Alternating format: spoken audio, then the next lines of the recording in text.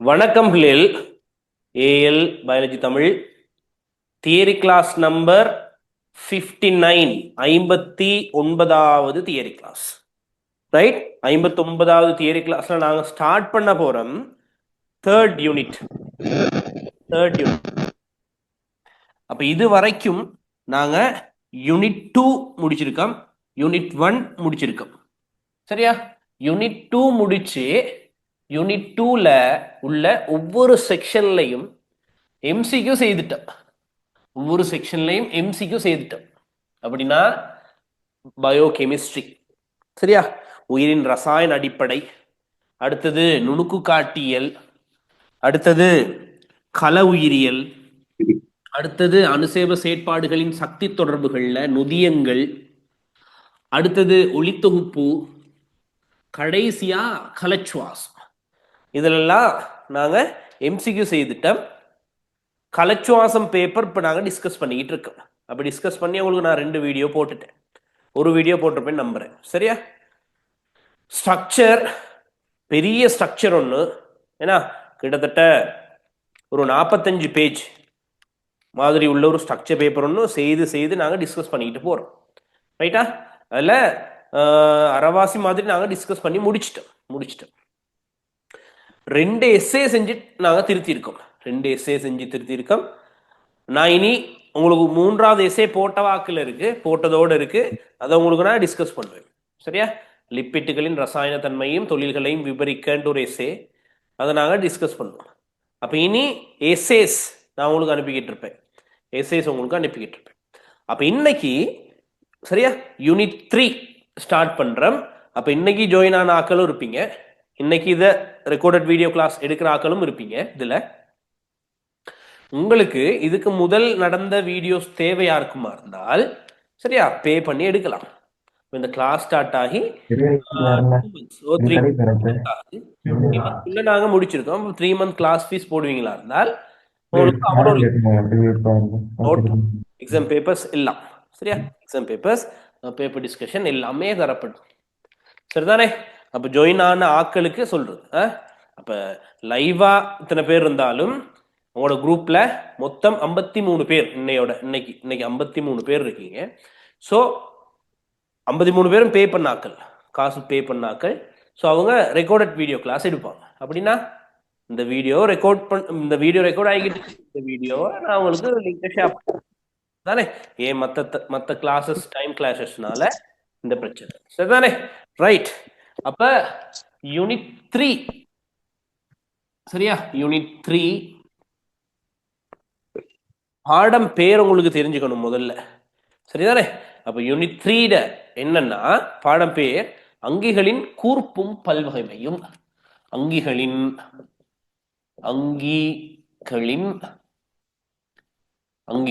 கூர்ப்பும்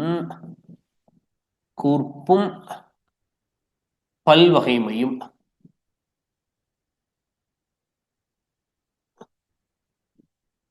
அங்கிகளின் கூர்ப்பும் பல்வகைமையும், இதுதான் பாடம் 3.0. Evolution and diversity of organism. அப்ப 3.0 என்னது? இவல்யூஷன்றது கூர்ப்பு, அண்ட் டைவர்சிட்டி ஆஃப் ஆர்கானிசம். அங்கிகளின் கூர்ப்பும் பல்வகைமை தான் பாடம். சரியா? ரைட். இதுல நாங்க என்ன படிப்போம் அப்படின்னா, இந்த பாடத்துல என்ன படிப்போம்? முதலாவது கதை நாங்க இதுல சரியா எங்கட பூமி எவ்வாறு தோன்றியது. சரியா? பூமி எவ்வாறு தோன்றியதுன்றது கதை. ஃபர்ஸ்டா பூமி எவ்வாறு தோன்றுச்சு, பூமி தோன்றதுக்கு முன்னுக்கு எவ்வாறு இருந்துச்சு, இது கதை. வெரி இன்ட்ரெஸ்டிங் பாடம். சரியா? வெரி இன்ட்ரெஸ்டிங் பாடம். அப்ப எத்தனை பாட வேலைகள் அப்படின்னா, எத்தனை பாட வேலைகள்? 60 பாட வேலை. சரியா? 60 பாட வேலைகள். யூனிட் 2 எத்தனை பாட வேலை? 80 பாட வேலை. இது 60 பாட வேலைகள். சரியா? 60 பாட வேலைகள். அப்ப ஃபர்ஸ்டா நாங்க என்ன பார்ப்போம்? பூமி எவ்வாறு தோன்றுச்சு. சரியா? பூமி எவ்வாறு தோன்றுச்சு. அடுத்தது பூமியில முதலாவது உயிர் எவ்வாறு தோன்றுச்சுன்னு கதப்போம். இப்ப விளங்கும் ஃபர்ஸ்டா ஒரு அங்கி, ஃபர்ஸ்டா ஒரு உயிரினம் இந்த பூமியில எவ்வாறு தோன்றுச்சுன்ற கதை இந்த பாடத்துல இருக்கு உங்களுக்கு. சரிதானே பிள்ளைகள்? அடுத்து முதலாவது அங்கி தோன்றிச்சு தானே. இந்த அங்கி தோன்றின பிறகு அடுத்த கதை, அதுல இருந்து தான் எல்லா அங்கிகளும் கூர்ப்படையுது. ஆமாவா இல்லையா? அதுல இருந்து தான் எல்லா அங்கிகளும் கூர்ப்படையும். அப்ப நாங்களும் அந்த மூல முதற்களத்திலிருந்து ஃபர்ஸ்டா தோன்றின களத்திலிருந்து தான் தோன்றி இருப்போம் அப்படின்ட்டு சயின்டிஸ்ட் எல்லாம் சொல்றாங்க. அதை நாங்களும் நம்பிட்டு இருக்கோம். சரியா? அப்ப முதலாவது உயிரி தோன்றுச்சு எப்படி, அந்த உயிரிகள் எப்படி பல்லுகமையாக்கம் அடைஞ்சு இப்ப பூமியில இவ்வளோ உயிர் பல்லுகமை ஒன்று நிலவுது, அத கதப்போம். ரைட்? அடுத்தது பாகுபாடு கிளாசிபிகேஷன். பாகுபாடுனா என்ன? சரியா? பாகுபாடுனா என்ன, இயற்கை முறை பாகுபாடுனா என்ன, செயற்கை முறை பாகுபாடுனா என்ன, சரியா? சில இரு சொற்பெயரினா என்ன, இரு சொற்பெயரிட்டில் காணப்படுகின்ற சர்வதேச சட்ட திட்டங்கள்லாம் என்னென்ன, இதெல்லாம் பார்ப்போம். அப்படி பார்த்து முடிஞ்ச பிறகு 3 பேரிராச்சியங்கள் தொடர்பா டீப்பாக கதப்போம்.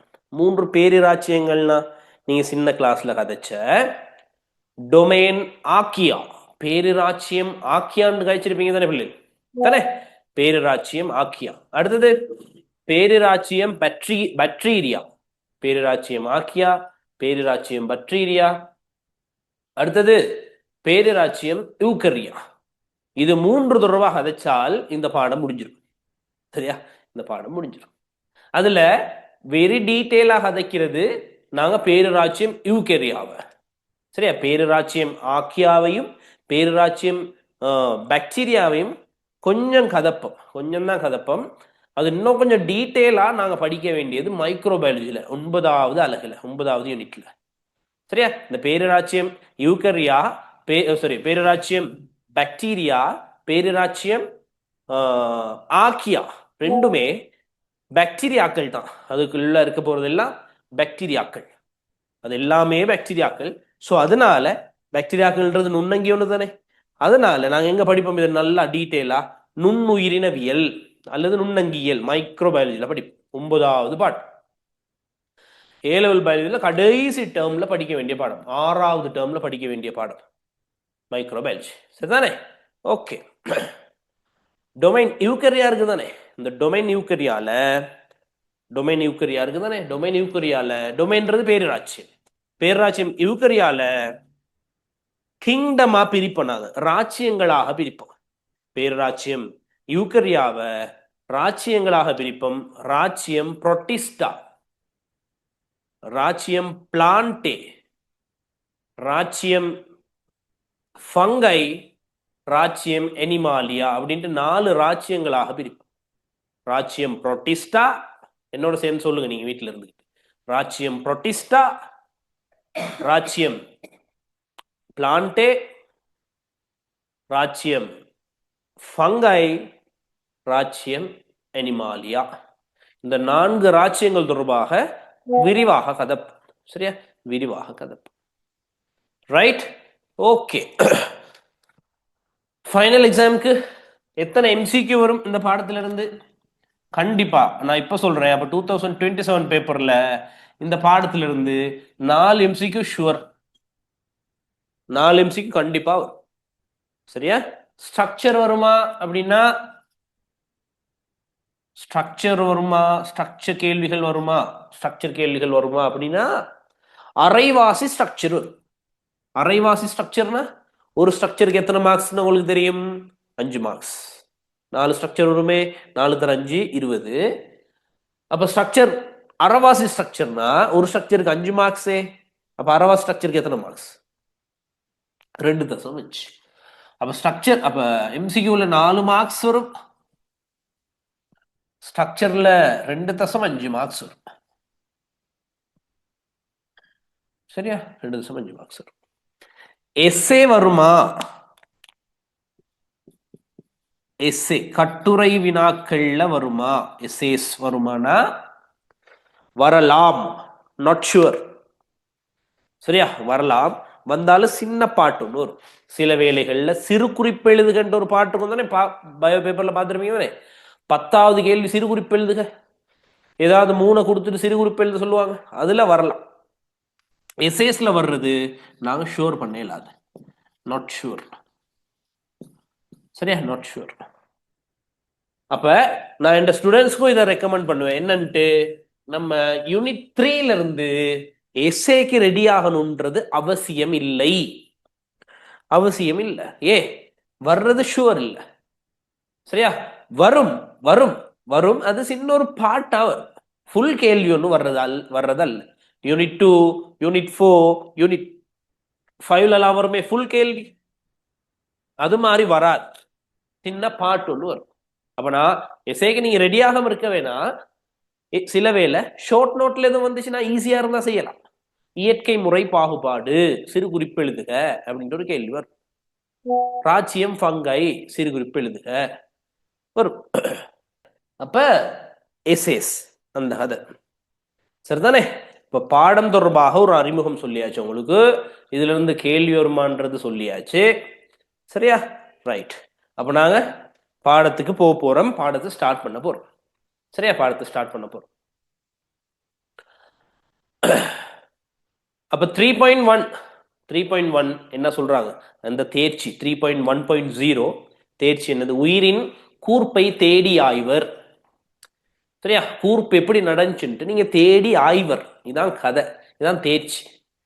சரியா, அப்ப இந்த உயிரின் தோற்றம் எவ்வாறு நடந்துச்சு, அல்லது உயிர் கூர்ப்படைஞ்சது எவ்வாறு நடைபெற்றது என்பதை அனலைஸ் பண்ணுவீங்க, நீங்க பகுப்பாய்வு செய்வீங்க.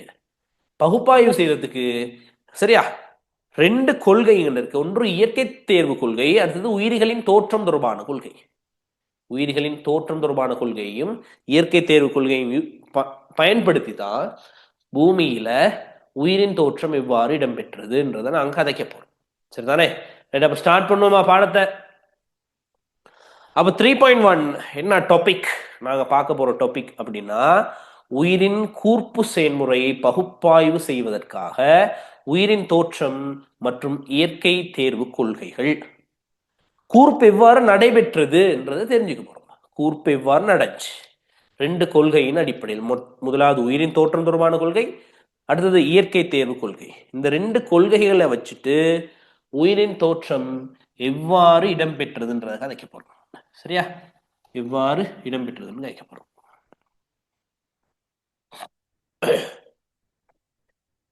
ரைட். அப்ப இதுல ஃபர்ஸ்ட் கதை, முதலாவது சரியா, முதலாவது புவியில் உயிரின் தோற்றம். புவியில் உயிரின் தோற்றம் எவ்வாறு நடக்கின்றத கவனிங்க. புவியில் உயிரின் தோற்றம் எவ்வாறு நடந்துச்சு. இந்த பூமி தோன்றதுக்கு முன்னர், சரியா, பூமி தோன்றதுக்கு முன்னுக்கு எப்படி இருந்துச்சுன்னு சொல்லுங்க. பிக் பேங் தியரி எல்லாம் கேள்விப்பட்டீங்களா நீங்க? வெடிச்சு சிதறினதெல்லாம் சேர்ந்துச்சு அப்படின்லாம் கழிச்சிருப்பீங்க, நீங்க சின்ன கிளாஸ்ல பார்த்துருப்பீங்க. பிக் பேங் தியரி தெரியும் தானே, பெரு வெடிப்பு கொள்கை தெரியுமா இருக்கும் கதை. இப்ப நான் கொஞ்சம் சிலபஸை கொஞ்சம் தாண்டி நான் உங்களுக்கு சொல்லிட்டு எங்கிட்ட சிலபஸ்க்கு வர்றேன். சரியா, அப்ப இந்த பெருவெடிப்பு கொள்கைன்னு இடம் பெற்று தானே பிள்ளைகள், எல்லாம் வெடிச்சு சிதறிச்சு தானே, இந்த சிதறினதெல்லாம் சரியா, கவனிங்க. இப்ப என்ன நடக்குதுன்ட்டு சேருது. ஏன் சேருது அப்படின்னா, இந்த எல்லா பொருட்களுக்கும் இடையில ஒரு கவர்ச்சி விசை இருக்கு. இந்த 2 மாக்கருக்கு இடையில கவர்ச்சி விசை இருக்கா இல்லையா? இருக்கு. ஏன் சேர்ந்து இல்லைன்னு சொல்லுங்க பாப்போம். இது 2ம் ஏன் சேர்ந்து இல்ல, சேர்ற அளவுக்கு இது 2க்கும் இடையில உள்ள கவர்ச்சி விசை போதாது.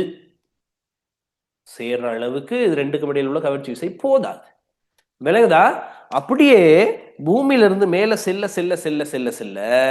அந்த கவர்ச்சி விசை கூடிக்கிட்டே போகுமா? சொல்ற விளங்குதா? பூமியில இருந்து மேல செல்ல இது சேர்ந்து இருக்கிறதுக்கான கவர்ச்சி என்ன செஞ்சுட்டு போகும்? கூடும். கதை விளங்கிக்கப்ப வெடிச்சு சிதறினது சுத்துனதெல்லாம் டஸ்ட், சுத்திட்டு இருந்தெல்லாம் என்னது? டஸ்ட். இப்ப டஸ்ட் எல்லாம் என்ன செய்யும்? சேரும். டஸ்ட் எல்லாம் இப்ப இதெல்லாம் டஸ்ட்னு வைங்களே, இந்த டஸ்ட் எல்லாம் சேர்ந்து சேர்ந்து சேர்ந்து சேர்ந்து சுத்தும். யார சுத்துது? சூரியனை சேர்ந்து சுத்துது. இப்ப சூரியனை சேர்ந்து சுத்துது. அடுத்த கதையை பாரு. சூரியனை சேர்ந்து சுத்துது, அவ்வளோ டஸ்டும் சூரியனை சேர்ந்து சுத்துதா? சுத்துது. ஓகே. அந்த டைம்ல எத்தனை எத்தனை இப்ப நடந்த கதை கதைக்கிறேன் நான். இப்ப 4.6 பில்லியன் வருஷத்துக்கு முன்னுக்கு கதைக்கிற விலங்குதா? 4.6 பில்லியன் வருஷத்துக்கு முன்னுக்கு நடந்த கதைக்கிறேன் நான். இப்ப விலகுதா? ரைட். இப்ப அந்த டஸ்ட் பார்ட்டிகல்ஸ் எல்லாம் சூரியனை சேர்ந்து சுத்துது. அந்த டைம்ல சூரியன் அப்படி வெப்பத்தை, சரியா, அதிக அளவு வெப்பத்தை உருவாக்கிக்கிட்டு இருந்துச்சு. அதிக அளவு வெப்பத்தை உருவாக்கி கொண்டிருந்தது யார்? சூரியன். சோ யோசிப்ப, டஸ்ட் சுத்துது தானே, டஸ்ட் சுத்துது தானே, வெப்பநிலை மிக அதிகமா இல்லையா? வெப்பநிலை மிக அதிகம். அவ்வளோ டஸ்டும் உருகுது பிள்ளைகள். இப்ப விலகுதா? அவ்வளோ டஸ்டும் உருகி இப்ப சூரியனை சுத்துது. கொஞ்சம் யோசிப்ப.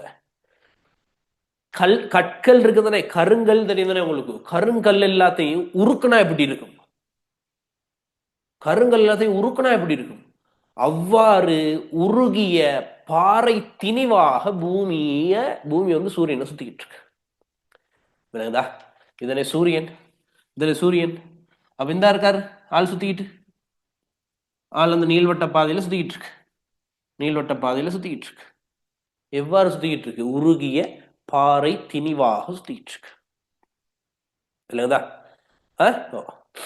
அப்ப அப்ப பூமி தோன்றதுக்கு, சாரி, புவியில் உயிரினம் தோன்றுவதற்கு முன்னர் பூமி எவ்வாறு இருந்துச்சு? சரியா? இப்ப பூமி உருவான கதை விளங்குது தானே, பூமி எவ்வாறு உருவாச்சு. ரைட். அப்ப இப்படியே சுத்திக்கிட்டு இருக்கும்போது என்ன நடக்குது? அப்ப உருகிய பாறை திணிவு. ரைட். உருகிய பாறை திணிவு. இது பூமி உருகிய பாறை திணிவு. உருகிய பாறை திணிவா சுத்திக்கிட்டு இருக்கு. இப்ப சுத்திட்டு இருக்கு. இப்படி சுத்திட்டு இருக்கும்போது இதுக்கு மேல மழை எல்லாம் பெய்யுது. மழை எல்லாம் பெய்யுது. சரியா? மழை எப்படி மழை பெஞ்சு தெரியுமா? அந்த காலத்துல எப்படி மழை பெஞ்சான்? பல பில்லியன் வருஷத்துக்கு, பல மில்லியன் வருஷத்துக்கு மழை தான் பெய்யும். சரியா? ஒரு கிழமை நம்ம ஏரியால மழை பெஞ்சா என்ன ஆகுது? அங்க பல மில்லியன் கணக்கான ஆண்டுகளுக்கு மழையே பெஞ்சுக்கிட்டு இருக்கு. விளங்குதா? அந்த மழையெல்லாம் இதனை கூட நம்மட பூமி, இதனை பூமி என்ன சார், பூமி கோல வடிவானது தானே, இப்படி இருக்கு. சரி, இந்த இடத்துல இப்படி வரையறேன் நான். சரி, அப்படி வரையறேன். இதனை எங்கட பூமி. இப்ப கட் பண்ணணும். பூமி மழை பெய்யுதா இல்லையா? மழை பெய்யுது. மழை பெய்ஞ்சா எங்க தங்கும்? இந்த பள்ளமான இடத்துல தங்கும். பள்ளமான இடத்துல தங்கும். அப்ப எங்க பள்ளமான இடம்? விலகுதா உனக்கு கதை? இந்த இடத்துல தேங்குது. தேங்கி இந்த இடமெல்லாம் என்னவா மாறுது? இப்ப சமுத்திரமா மாறுது. இது என்ன? மலை. இது என்னது? பூமியில உள்ள மலைகள். விலகுதானே? எத்தனை மில்லியன் வருஷத்துக்கு மழை பெஞ்சு? எத்தனை மில்லியன் வருஷத்துக்கு? பல மில்லியன் வருஷத்துக்கு மழை பெஞ்சு. சரியா? நீங்க சர்ச் பண்ணி பாருங்க கொஞ்சம். பூமியில உள்ள கடல் இருக்குதானே, கடல்ல உள்ள கடல் நீரின் கனவளவு எவ்வளவு உண்டு? சரியா? கடல் நீரின் கனவளவு எவ்வளவு உண்டு?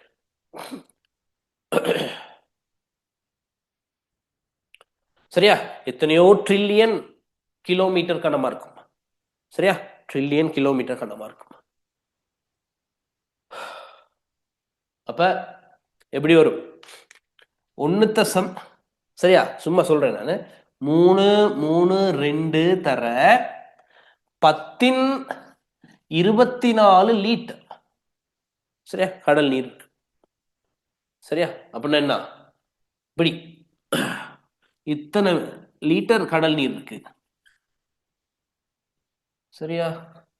1 2 3 4 5 6 7 8 9 10 11 12 13 14 15 16 17 18 19 20 21.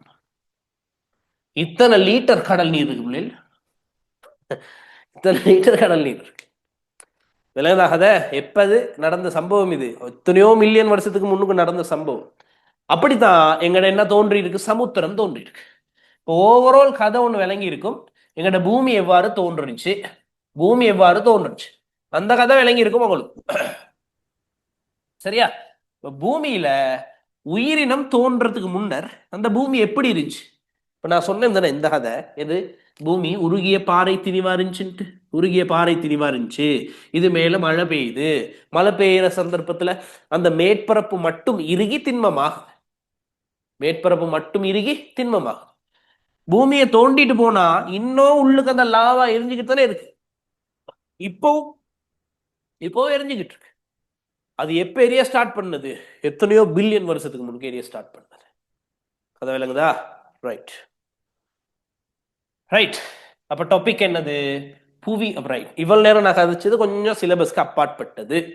சிலபஸ்க்கு அப்பாற்பட்டது. சிலபஸ்க்கு வரப்போறோம். புவியில் உயிரின் தோற்றம், உயிரினம் தோன்ற முன்னர் புவியின் நிலைமை எவ்வாறு இருந்தது. சரியா? ஓ, அப்ப எத்தனை பில்லியன் வருஷத்துக்கு முன்னுக்கு புவியில் எழுதுற டாபிக்க, புவியில் உயிரினம் தோன்ற முன்னர், தோன்ற முன்னர்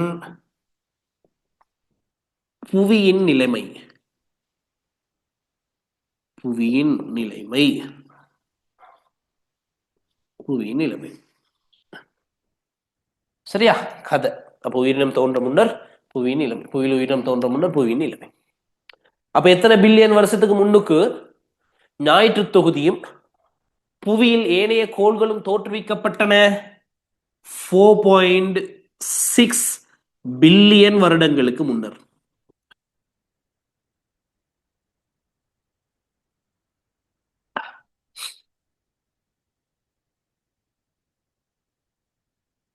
சரியா? 4.6 billion years ago. 4.6 billion years ago.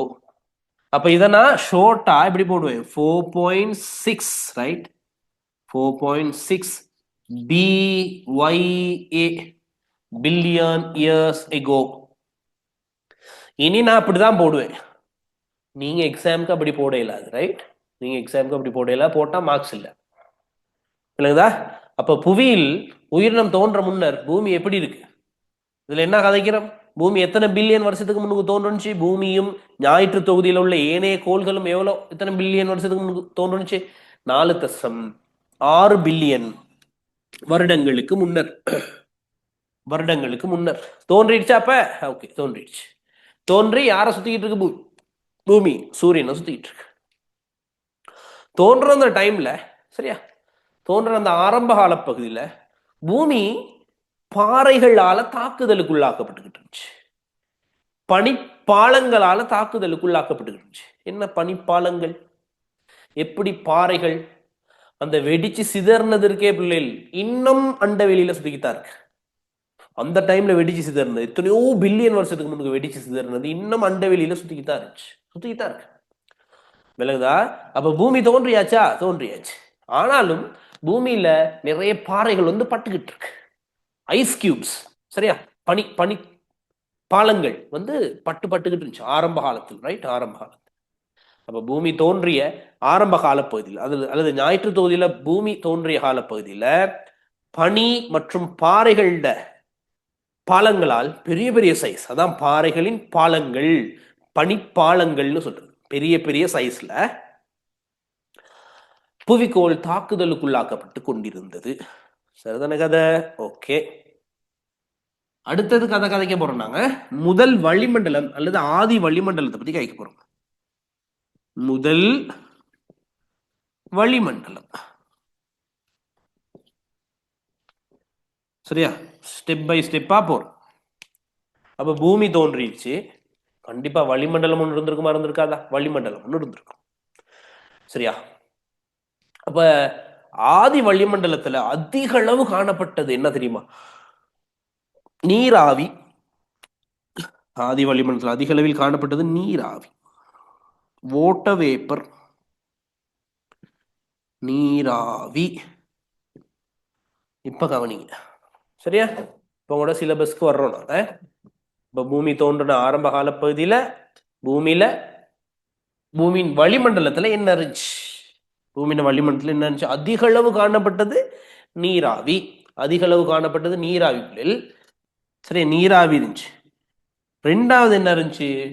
நைதரசன் இருந்துச்சு. N2 case. நைதரசன் அதனது ஒட்சைட்டுகள்.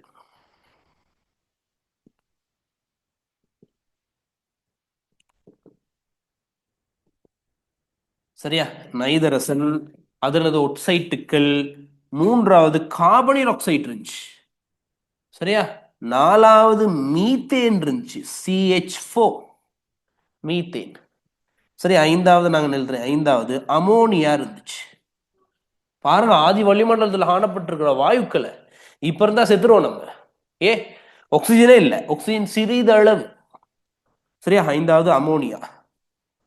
ஆறாவது சரியா ஹைதரசன், H2 கேஸ், ஹைதரசன். ஏழாவது சிறிதளவு ஆக்சிஜன், சிறிதளவு ஆக்சிஜன், சிறிதளவு ஆக்சிஜன். சரியா? அப்ப இது மட்டுமல்ல, இது மட்டுமல்ல. அப்ப வேற என்ன இருந்துச்சு? வேற என்ன இருந்துச்சு? அப்ப ஆதி வளிமண்டலம் பூமி தோன்றின ஆரம்ப காலப்பகுதியில கொஞ்சம் கற்பனை பண்ணுங்க, அனிமேஷன் ஒன்று மாதிரி ஓட்டி பாருங்க. இப்போ உங்கள திரும்புற பக்கமெல்லாம் எரிமலை வெடிக்கும், எல்லா இடமும் எரிமலை வெடிக்கும். சூடு கூட தானே, பூமியில வெப்பநிலை அதிகம். சோ எரிமலை வெடிப்பு, எரிமலை வெடிப்புகளின் போது புகை வருமா இல்லையா? சோ நிறைய ரசாயன பதார்த்தங்கள் எல்லாம் காணப்படுமா இல்லையா? அப்ப சரியா, இங்க நான் எட்டாவது போடுறேன். எட்டாவது எரிமலை வெடிப்புகளின் போது விடுவிக்கப்பட்ட சேர்வைகள். சரியா? எரிமலை வெடிப்புகளின் போது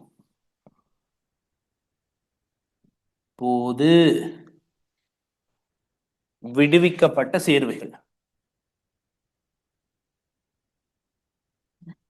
விடுவிக்கப்பட்ட சேர்வைகள். சரியா? எரிமலை வெடிப்புகளின் போது விடுவிக்கப்பட்ட சேர்வைகள். இதெல்லாம் சரிதானே? அப்ப முதல் வளிமண்டலத்தில் அதிக அளவில் காணப்பட்ட வாயுவை பெயரிடுக H2O கேஸ். நீராவி தான் இருந்துச்சு. சரியா? நீராவி தான் இருந்துச்சு. ரைட்டா? நீராவி இருந்துச்சு. அப்ப இந்த வளிமண்டலம், சரியா, இந்த வளிமண்டலம் இப்ப நிறைய கதைகள் பிள்ளைகள், சரியா, அவ்வளவும் உங்களோட ரிசோர்ஸ் புக்ல இல்ல, அவ்வளவும் உங்களுடைய ரிசோர்ஸ் புக்கில் இல்லை. விளங்குதா? அப்ப இது பெரிய புக் ஒண்ணுன்னா ஒரு 2வது பேஜ், அடுத்து ஒரு 10வது பேஜ், அடுத்து ஒரு 20வது பேஜ், அடுத்து ஒரு 50வது பேஜ், அப்படிதான் உங்களோட நோட்ல இருக்கு. ஒரு தொடர்ச்சியாக எதுவும் இல்லை. சரியா? தொடர்ச்சியாக எதுவும் இல்லை. விலகுதா? அதனால இன்னும் கொஞ்சம் விளங்கி கொள்றது கொஞ்சம் கஷ்டமா இருக்கும் அடுத்தடுத்து வர்றதுகளை. சரியா? நான் சொல்றேன், ஆனா விளங்கிக்கலாம். நீங்க நான் சொல்றது நீங்க கொஞ்சம் விளங்கிக்க ட்ரை பண்ணுங்க. உண்மையிலேயே இந்த முதல் வளிமண்டலம் சொல்லியிருக்காங்க தானே, இந்த முதல் வளிமண்டலம்ன்றது இல்ல. இப்ப ஆதி வளிமண்டலத்துல சில நடுநிலையான வாயுக்கள் தான் காணப்பட்டுச்சு அப்படின்னு சொல்றாங்க. என்ன நடுநிலையான வாயுக்கள்? CO2 case. என்ன பிள்ளைகள்? CO2 case. CO2 கேஸ் இருந்துச்சு ஆரம்பத்துல. சரியா? ஆரம்பத்துல, மிகவும் ஆரம்பத்துல காணப்பட்ட வாயுக்கள்.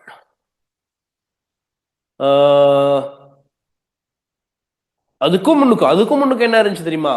ஐதரசனும் ஹீலியமும் இருந்துச்சா. சரியா? ஆதி வளிமண்டலம் இது நான் இப்ப சொல்றது சிலபஸ்ல கொஞ்சம் தாண்டி போகுது. இங்க வர்றதுக்காக நான் சொல்லிக்கிட்டு இருக்கேன். ஆதி வளிமண்டலத்துல H2 கேஸ், ஹீலியம் இருந்துச்சா. சரியா? H2 ஹீலியம் இருந்துச்சா. அப்ப அடுத்து வர்ற வளிமண்டலம் தான், அடுத்து வருகின்ற வளிமண்டலத்துல தான் இந்த எரிமலை வெடிப்புகளின் போது வர்ற சேர்வைகள் எல்லாம் தோன்றுச்சு. அப்ப இதுல தான் நீராவி, கார்பனீர் ஆக்சைடு, நைதரசன், சரியா, அமோனியா, மெத்தேன் எல்லாம் தோன்றுச்சா. அப்படி சொல்றாங்க. சரியா? தோன்றுச்சு. அதுக்கு பிறகு சரியா, இந்த வளிமண்டலத்துல யூவி கதிர்கள் எல்லாம் ஊடுருவா. யூவி கதிர்கள் எல்லாம் ஊடுருவுறதால நிறைய சேர்வைகள் உடைஞ்சு H2 கேஸை உருவாக்குதான். சரி, இப்படி எல்லாம் கதை இருக்கு, இப்படி எல்லாம் கதை இருக்கு. அது எல்லாத்தையும் விட்டுட்டு தான் டிரெக்டா இங்க வர்றாங்க. ஆதி வளிமண்டலத்துல காணப்பட்ட வாயுக்கள் நம்ம ரிசோர்ஸ் சொல்றதால நாங்க இதை படிச்சுக்கிறோம். விலங்கு தானே. இன்னும் நீங்க ஏதாவது ரிசர்ச் பண்ண போவீங்கன்னா இன்னும் வெரி டீப்பா போகும், வெரி டீப்பா போகும். நாங்க என்னதை மட்டும் ஞாபகம் வச்சுக்க போறோம்? முதல் வளிமண்டலம், முதல் வளிமண்டலம் நீராவி, நைதரசன் அதன் ஒக்சைட்டுகள், கார்பன் ஆக்சைட்டுகள், மீத்தேன், அமோனியா, H2, சிறிதளவு ஆக்சிஜன், எரிமலை வெடிப்புகளின் போது உருவாக்கப்பட்ட பல்வேறு சேர்வைகள் எல்லாத்தோடையும் சேர்த்து இருந்துச்சு. இவ்வளவுதான் கதை, இவ்வளவுதான் கதை. சரியா? ஓ, இந்த வளிமண்டலம், இந்த வளிமண்டலம் தாழ்த்தும் இயல்பு உடையதாக மாறுது. தாழ்த்தும் இயல்புனா என்ன பிள்ளைகள்? இப்ப நம்ம நோட்டுக்கு வந்தாச்சு. அப்ப ஆதி வளிமண்டலத்தில் காணப்பட்ட வாயுக்களை பெயரிடுக, இதான் ஆன்சர். இந்த வளிமண்டலம் தாழ்த்தும் இயல்புடையதாக மாறுது. என்ன தாழ்த்தும் இயல்புடையதாக மாறுறதுன்னா, தாழ்த்தல்னா என்ன? இலத்திரனை கொடுக்கிறது, இலத்திரனை கொடுக்கிறது. இலத்திரன் கூட இருக்கணும், கொடுக்கணும். அப்ப தாழ்த்தும் இயல்புடைய வளிமண்டலத்துலதான் ரசாயன தாக்கங்கள் நடக்கும். தாழ்த்தும் இயல்புள்ள வளிமண்டலத்துலதான் ரசாயன தாக்கம் நடக்கும். சொல்ற வேலைங்கதா? தாழ்த்தும் இயல்புள்ள வளிமண்டலத்துல தான் ரசாயன தாக்கம் நடக்கும். அப்ப ஆதி வளிமண்டலத்துல இந்தந்த கேசஸ் எல்லாம் இருந்திருக்கு, இந்தந்த கேஸ் காணப்பட்டு அடுத்து இந்த வளிமண்டலம் என்னவாக மாறுகிறது? தாழ்த்தும் இயல்புடையதாக. விளங்குதா? அப்ப உங்களுக்கு தாழ்த்தும் இயல்புடையதுன்னா இன்னும் நிறைய ரசாயன தாக்கங்கள் அதெல்லாம் நடக்க போகுது. அப்ப இலத்திரனை கொடுக்கறதுக்காக நிறைய சேர்வைகள் இருக்கு. சரியா? தாழ்த்தும் இயல்புடையதாக மாறும். சரியா கதை? ரைட். இப்ப பாருங்க அடுத்த கதை.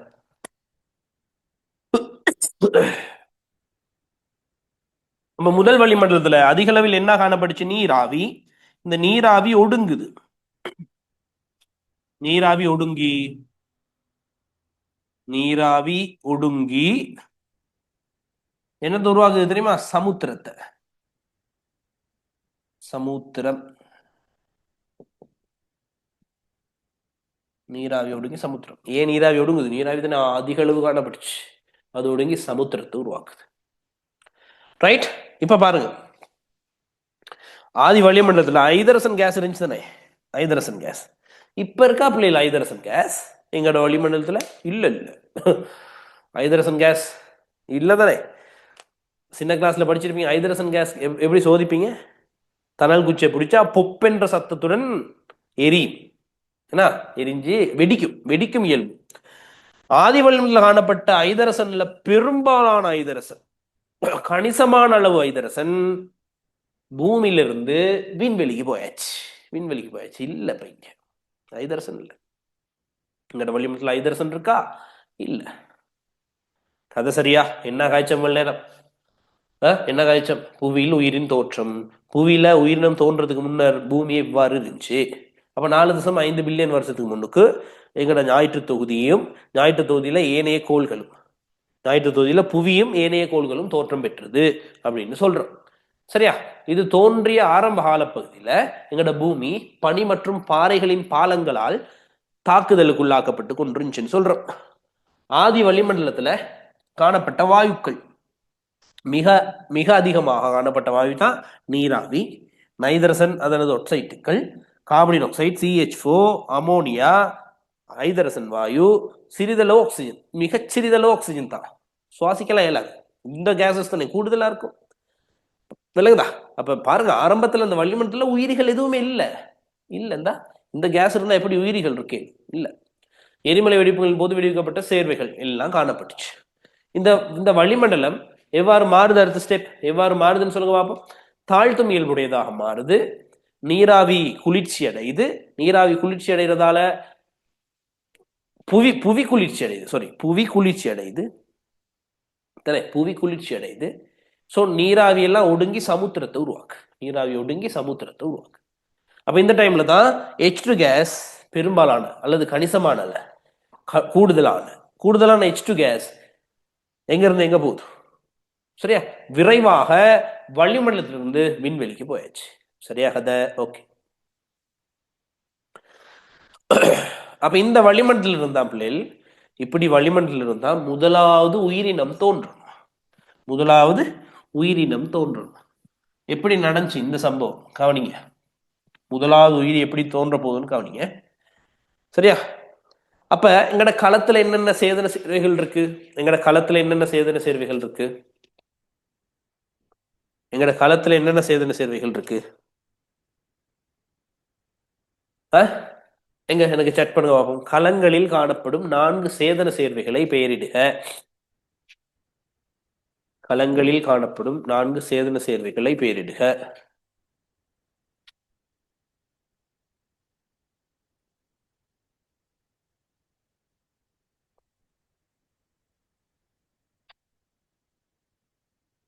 Proteins, nucleic acid, carbohydrate, lipids.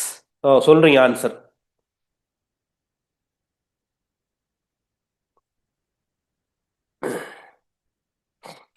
இன்னைக்கு புதுசா இதுல ஜாயின் ஆயிருக்கிறது யார்? எனக்கு மெசேஜ் தாங்க.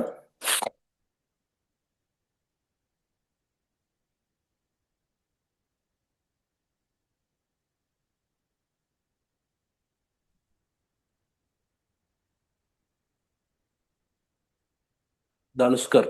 ஓகே. मोहम्मद अकील ने क्या ज्वाइन नहीं है? अफरीन,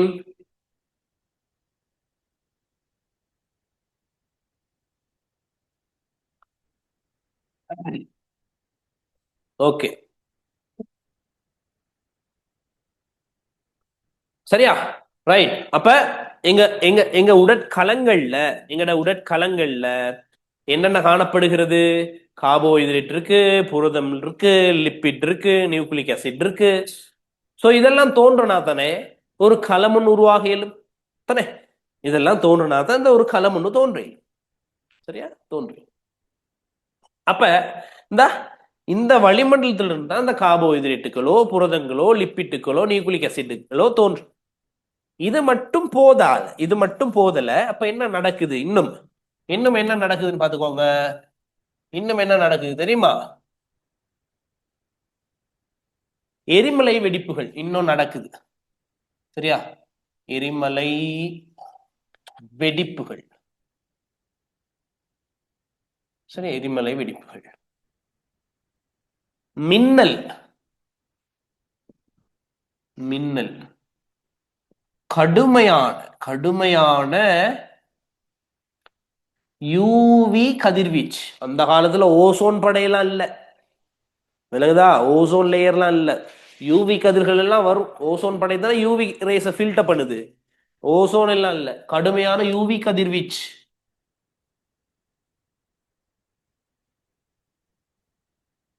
கடுமையான யூவி கதிர்வீச்சு.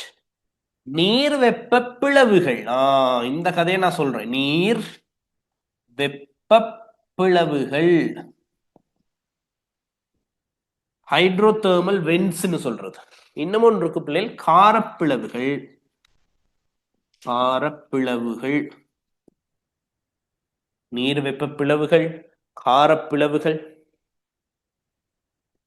இதோட சேர்ந்து இந்த இந்த கதை, இந்த கதைக்கு என்ன பேர்? புவியின் தாழ்த்தும் இயல்புடைய வளிமண்டலம். அதோட சேர்ந்து இதோட சேர்ந்து புவியின்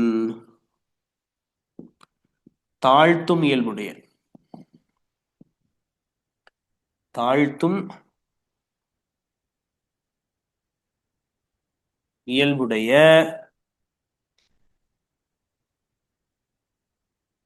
வளிமண்டலம். புவியின் தாழ்த்தும் இயல்புடைய வளிமண்டலம். இதெல்லாம் சேர்ந்து, சரியா, இதெல்லாம் சேர்ந்து உயிரின் தோற்றத்துக்கு அவசியமான சேதன மூலக்கூறுகளோட தொகுப்பை சாத்தியமாக்குது. இவ்வளோ தேவை பிள்ளைகள். கார்போஹைட்ரேட் தோன்ற, புரதம் தோன்ற, நியூக்ளிக் அமிலம் தோன்ற, லிப்பிட்டுகள் தோன்ற. சரியா? இந்த எரிமலை வெடிப்புகளின் போது பல்வேறு சேர்வைகள் வருமா இல்லையா அந்த வளிமண்டலத்துக்கு? வருது. இந்த தாக்கமெல்லாம் நடக்கணும்னா சக்தி தேவையே தானே? தாக்கமெல்லாம் நடக்கணும்னா சக்தி தேவை. இந்த நீராவி, N2 case, CO2 case, CH4, ammonia, H2, இந்த ஆக்சிஜன், இதெல்லாம் தாக்கமடையணும்னா சக்தி தேவை. அந்த சக்தியை வழங்கினது யார்? இந்த மின்னல் தாக்கத்தின் போது வர்ற சக்தி. மின்னல் தாக்கத்தின் போது வர்ற சக்தி. அதே மாதிரி கடுமையான யூவி கதிர்வீச்சு வந்துச்சு தானே? இந்த யூவி கதிர்வீச்சு சில சேர்வைகள்ல தாக்கத்தை ஏற்படுத்தும். சரியா? தாக்கத்தை ஏற்படுத்தும். நீர் வெப்ப பிளவு, காரப்பிளவு, இது ரெண்டையும் நான் சொல்றேன். ஹைட்ரோதெர்மல் வென்ட்ஸ், காரப்பிளவுகள் அப்படின்ட்டு. இந்த நீர் வெப்ப பிளவுகள்னா கடல்ல அதிக ஆழத்துல, மிக அதிகமான ஆழத்துல சில இடங்கள் இருக்கும், வெப்பநிலை கூடிய இடங்கள், ஒரு 400 பாகை சி அல்லது 300 தொடக்கம் 400 பாகை சி. சரியா? கடல்ல கடல்ல அப்ப இது கடல்ல அடிப்பகுதின்னு வைங்களே, இங்க இருக்கு கடல் மட்டம். அது இப்படி ஒரு கடல் இருக்கணும். அப்ப இந்த இடத்துல வெப்பநிலை மிக அதிகம். இந்த இடத்துல வெப்பநிலை மிக அதிகம். சரியா? கிட்டத்தட்ட 300 பாகை சி, 300 பாகை சி தொடக்கம் 400 பாகை சி மாதிரி, 300 தொடக்கம் 400 பாகை சி மாதிரி. கொஞ்சம் விளங்கி தரேன். ஓகே, சரியா? 300 தொடக்கம் 400 பாகை சி. அப்ப இந்த இடம் ஹீட்டா தானே இருக்கும். இந்த இடத்துல இந்த இடத்துல ஹீட்டா இருக்கிறதால அந்த அடித்தளத்துல உள்ள சேர்வைகள்லாம் கரைஞ்சு கரைஞ்சு கரைஞ்சு கரைஞ்சி அந்த வெப்பமான நீரோட மேல வரும். வெப்பமான நீரோட மேல வந்து வளிமண்டலத்துக்கு சேரும். சரியா? சோ அவ்வாறு சில ரசாயன பதார்த்தங்கள் எங்க வரும்? வளிமண்டலத்துக்கு வரும். இதுக்குதான் பேர் நீர் வெப்ப பிளவுகள். நீர் வெப்ப பிளவுகள். இன்னும் சில பிளவுகள் இருக்கு, காரப்பிளவுகள். ஆல்கலின் வென்ஸ் சொல்றது. நீர் வெப்ப பிளவுகளுக்கு பேர் ஹைட்ரோதெர்மல் வென்ஸ். சரியா? காரப்பிளவுகளுக்கு பேர் சொல்றது ஆல்கலின் வென்ஸ். இது பிஹெச் வந்து 9 அல்லது 10 மாதிரி உள்ள கடல்ல அடித்தள பிரதேசங்கள். கடல்ல அடித்தள பிரதேசங்கள். இப்போ வீடியோ லிங்க் ஒன்று நான் உங்களுக்கு ஷேர் பண்றேன், பாருங்க ஆல்கலின் வென்ஸ் எப்படி இருக்கு, சரியா? ஹைட்ரோதெர்மல் வென்ஸ் எப்படி இருக்குன்ட்டு. அப்ப அது காரமான பிரதேசம். காரமான பிரதேசம்னா பிஹெச் 10, 11 அந்த ரேஞ்சில் இருக்கும். ஸோ அங்க இருந்தும் சில சேர்வைகள் தாக்கம் அடைஞ்சு, கடலுக்கு அடியில இருந்து தாக்கம் அடைஞ்சு அடைஞ்சு அடைஞ்சு எங்க வருது? வளிமண்டலத்துக்கு வருது. அதான் இந்த நீர் வெப்ப பிளவு, காரப்பிளவு. அப்ப நீரோட்டம் மாதிரி. சரியா? கீழே உள்ள வெப்பமான நீர் மேல வரும், அதோடு சேர்ந்து சில ரசாயன பதார்த்தங்கள் வளிமண்டலத்துக்கு வந்துடும். சில ரசாயன பதார்த்தங்கள் வளிமண்டலத்துக்கு வந்துடும்.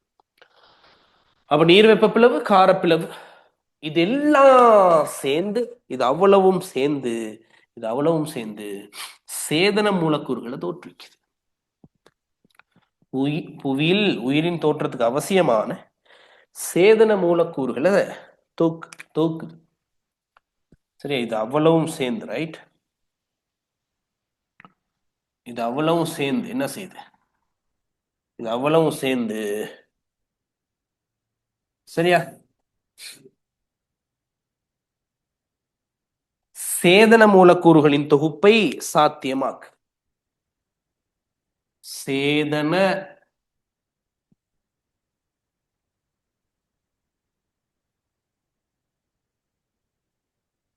சேதன மூலக்கூறுகளின் தொகுப்பு,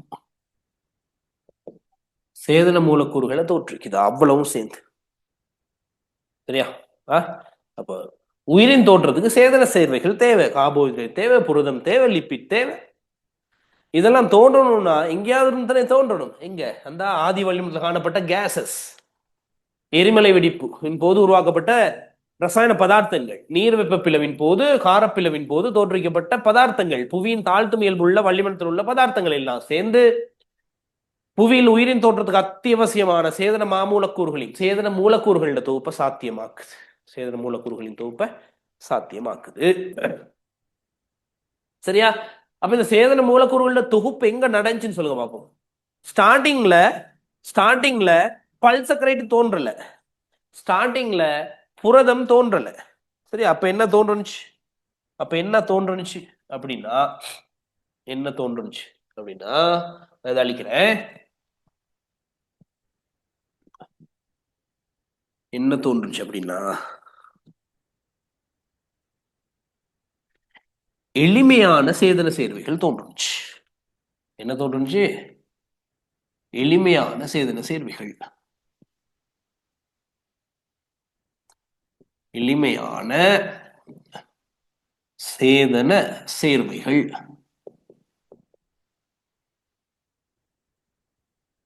எளிமையான சேதன சேர்வைகள். சரியா? அப்ப எரிமலை வெடிப்பு, மின்னல், கடுமையான யூவி கதிர்வீச்சு, நீர் வெப்ப பிளவு, காரப்பிளவு, புவியின் தாழ்த்தும் இயல்புள்ள வளிமண்டலம், இதுல இருந்து சரியா எளிமையான சேதன சேர்வைகள் தோற்றம் பெற்றது. ரைட், எளிமையான சேதன சேர்வைகள். இந்த எளிமையான சேதன சேர்வைகள் பல்பகுதியமாக்கம் அடையுது. என்ன செய்து? பல்பகுதியமாக்கம். பல்பகுதியமாக்கம்.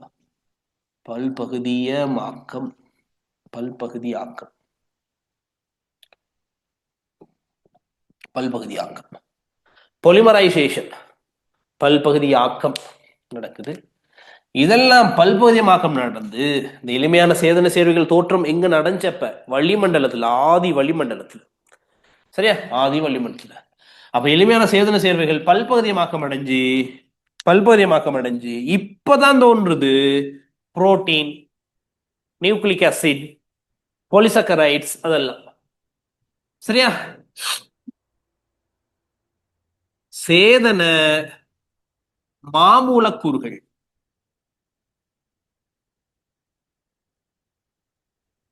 சேதன மாமூலக்கூறுகள். சரியா, சேதன மாமூலக்கூறுகள். அப்ப எளிமையான சேதன சேர்வைகள் பல்பகுதியமாக்கம் அடைஞ்சு சேதன மாமூலக்கூறுகளை உருவாக்கு. இல்லைங்களா? இந்த சேதன மாமூலக்கூறுகளுக்கு உங்களுக்கு என்னென்ன உதாரணம் தந்திருக்காங்க அப்படின்னா, புரதம் தந்திருக்காங்க, நியூக்ளிக் அமிலம் தந்திருக்காங்க.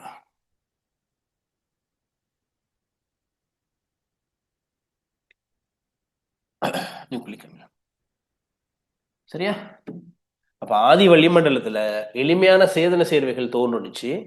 இத என்னன்னு சொல்லுவாங்க தெரியுமா பிள்ளைகள்? உயிரிலி தொகுப்பு. எளிமையான சேதன சேர்வைகளின் உயிரிலி தொகுப்பு. ஏன் அப்படி ஒரு வேர்டுன்னு சொல்லுங்க பாப்பா எனக்கு. ஏன் உயிரிலி தொகுப்புன்னு சொல்றாங்க பாப்போம். எளிமையான சேதன சேர்வைகளின் உயிரிலி தொகுப்பு. Abiotic synthesis of simple organic compounds. எளிமையான சேதன சேர்வைகளின் உயிரிலி தொகுப்பு அப்படின்ட்டு ஏன் சொல்றாங்கன்ட்டு எனக்கு செக் பண்ணுங்க பாப்போம்.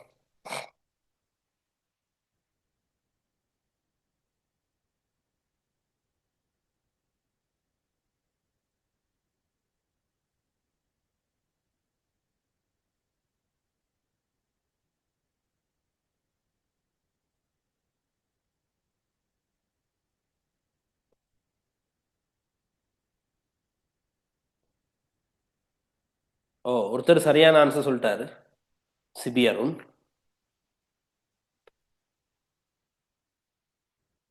ரீஹா முபாரக், உங்களோட ஆன்சரும் சரி. தனுஷ்கர், எனக்கு சொல்லுங்க பாப்போம்.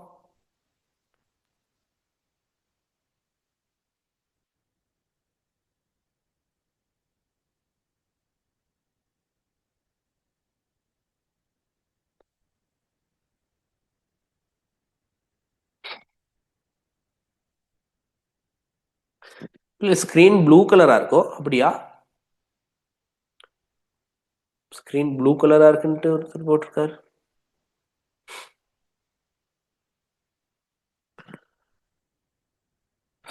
என்னன்னு தெரியலடா, பாப்போம் பாப்போம். நீங்க சொன்ன ஆன்சர் சரி. ஏன் அது உயிர்லி தொகுப்பு? ஏன் அது உயிர்லி தொகுப்புனா, உயிரங்கிகள் இல்லையே. உயிரங்கிகளோட உடல்ல நடைபெறணும் இந்த தாக்கம் எல்லாம், உயிரங்கியே இல்லை.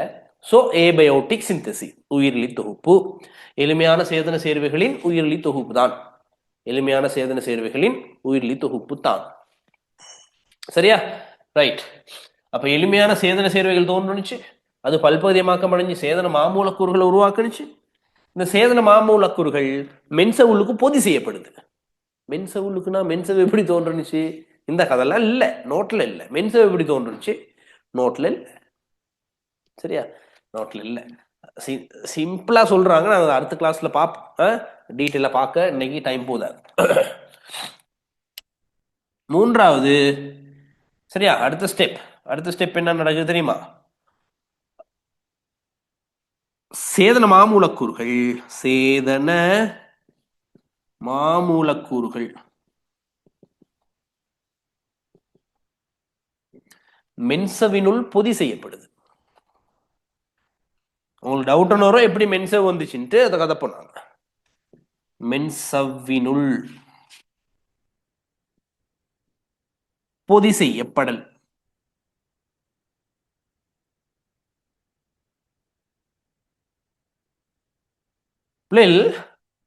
இதெல்லாம் யாருடா பார்த்துக்கிட்டு இருந்தது?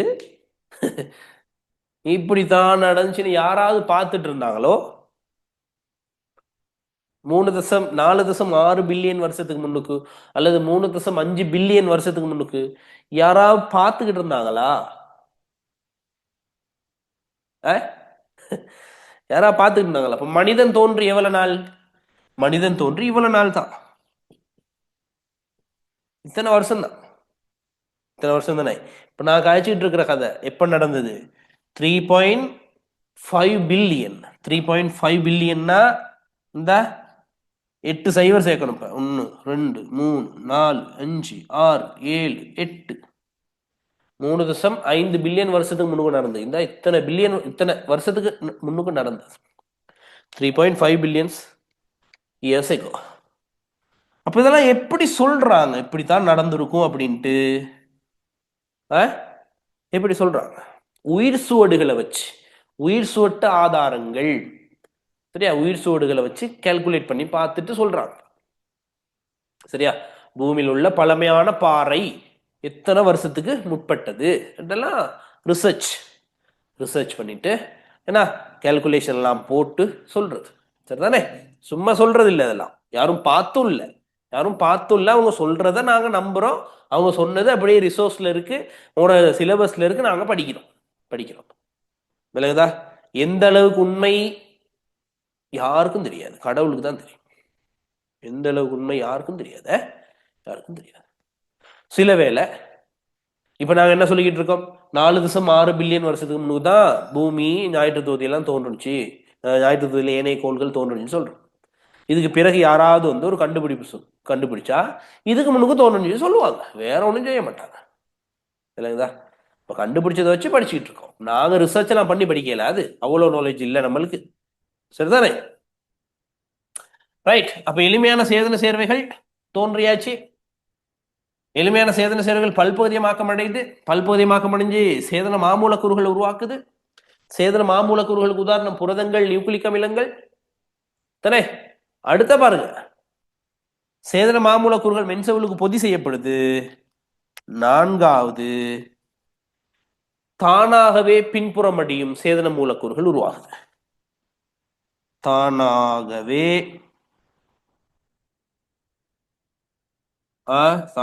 பின்புறம் அடின்றதுன்னா ரெட்டிப்படைதல். தானாகவே பின்புறமடியும் மூலக்கூறுகள், சுயமாக ரெட்டிப்படைகிற மூலக்கூறுகள் உருவாக்கம்.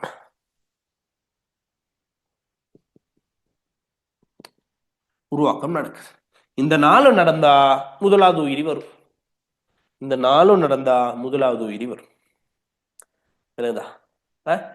இப்படித்தான் நடந்திருக்கும் அப்படின்னு சொல்றாங்க.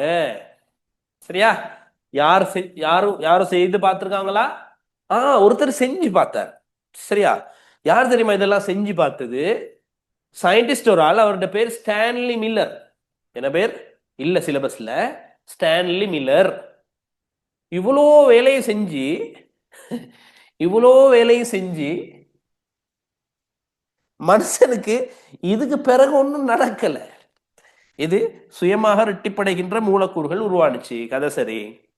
இதுக்கு பிறகுதான் முதற்களம் வருது, உயிர் உள்ள களம் ஒன்று வருது. முதற்களம் வருது, இதுக்கு பிறகுதான் வருது. இவர் இந்த ஸ்டெப் செஞ்சிட்டாரு, இந்த ஸ்டெப் சரி, இந்த ஸ்டெப் எல்லாம் லேப்ல செஞ்சாரு மனுஷன். இந்த கண்டிஷன்லாம் கொடுத்தாரு. எரிமலை வெடிப்புகள், மின்னல், கடுமையான யூவி கதிர்வீச்சு, நீர்வெப்ப பிளவு, காரப்பிளவு, இது எல்லாத்தையும் கொடுத்து பார்த்து இந்த கட்டம் வரைக்கும் வந்தாச்சு. உயிரி ஒண்ணு இன்னும் வரல. இல்லைங்கதா? உயிரி ஒண்ணு இன்னும் வரல. அதுதான் யாருக்கும் தெரியாது. நாங்க இன்ட்ரடக்ஷன் டு பயாலஜில உயிருக்கு இன்னும் டெபினிஷனே ஒழுங்கா இல்லைன்னு படிக்கிறோம் தானே. ரசாயனவியல் பௌதிகவியல் உள்ள விதிகளை பயன்படுத்தி விலக்கிவிட முடியாதும் விசேடமானதும் தனித்துவமானதும் தான் உயிர்னு சொல்றோம். விளங்குதா? அப்ப இவ்வளோ வேலையும் நடந்து முடிஞ்ச பிறகு அடுத்துதான் என்ன வரப்போகுது? First cell. சரியா? ஃபர்ஸ்ட் செல் புரோட்டோசெல், மூல முதற்கலம். மூல முதற்கலம் எவ்வாறு உருவாச்சுன்ட்டு நாங்க அடுத்த கிளாஸ்ல பார்ப்போம். சரிதானே? ரைட். அப்ப இனி உங்களுக்கு கிளாஸ் எப்ப இருக்கும்? Monday, Wednesday, Friday. Monday, Wednesday, Friday 7:30 to 8:30 இருக்கும் உங்களுக்கு கிளாஸ். சரியா? எதுவும் டவுட் இருந்தா நீங்க கேட்கலாம்.